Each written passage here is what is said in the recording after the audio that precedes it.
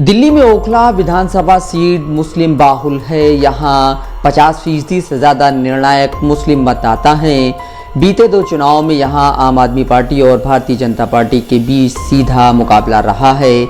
इस बार all India Majlis-e-Ittehadul मुस्लिमीन यानी मजलिस भी यहाँ से चुनाव लड़ रही है, जिससे यहाँ का चुनाव दिलचस्प हो चला है। यहाँ से आम आदमी पार्टी ने मौजूदा विधायक अमानतुल्लाह खान और बीजेपी ने मनीष चौधरी को उम्मीदवार बनाया है। वहीं मजलिस ने दिल्ली दंगों के अभियुक्त और जेल में बंद सिफाउर रहमान को मैदान में उतारा है।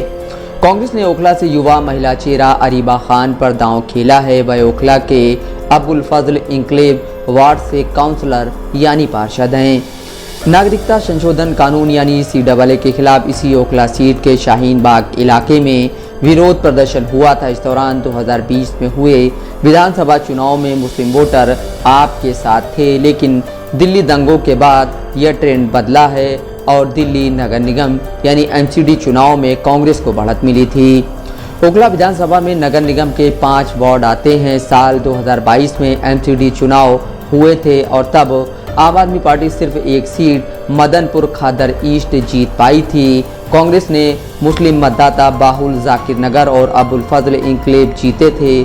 बीजेपी ने सरिता विहार और मदनपुर खादर वेस्ट वार्ड पर जीत हासिल की थी।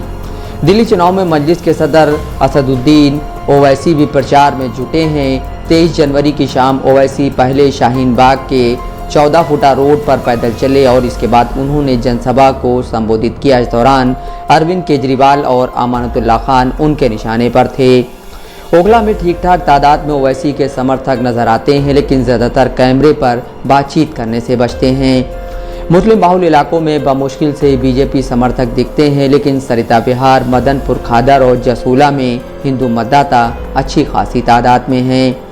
अमानतुल्लाह खान पिछले 2 बार 2015 और 2020 से ओखला सीट पर विधायक हैं। 2015 में उन्होंने 1,04,000 से ज़्यादा वोट हासिल किए थे और जीत का अंतर 64,352 वोट था। 2019 में इस विधानसभा में आने वाले शाहीन बाग इलाके में नागरिकता संशोधन कानून CAA को लेकर विरोध प्रदर्शन हुआ था। तब विरोध प्रदर्शन पर आम आदमी पार्टी के रवैये पर सवाल उठे थे।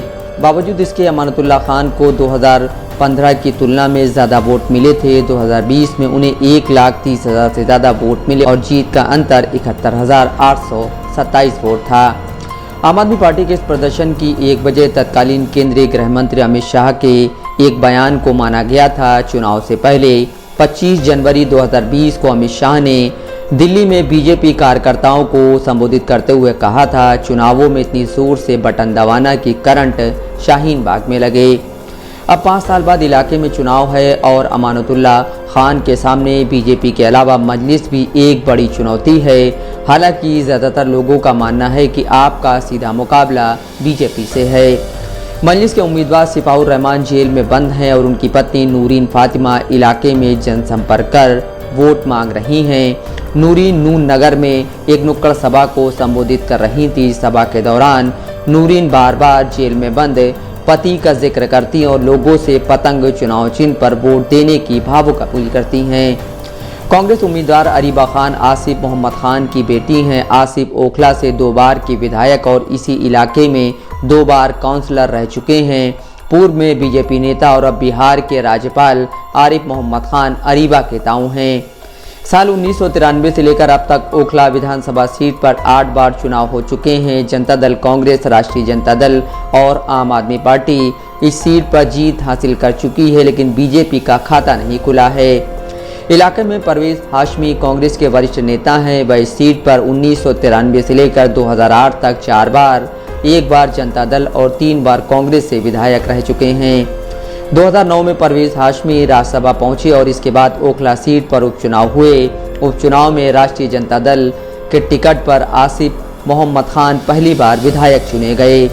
आसिफ मोहम्मद 2013 में भी चुनाव जीते, लेकिन कांग्रेस के टिकट पर 2015 से यहां आम आदमी पार्टी के अमानतुल्लाह खान विधायक हैं। पिछले चुनाव में बीजेपी उम्मीदवार ब्रह्मा सिंह करीब 59,000 वोट पाकर दूसरे नंबर पर रहे थे। यह ओखला में बीजेपी का अब तक का सबसे अच्छा प्रदर्शन है। मोन्टू राजा, दस्तक लाइव न्यूज़।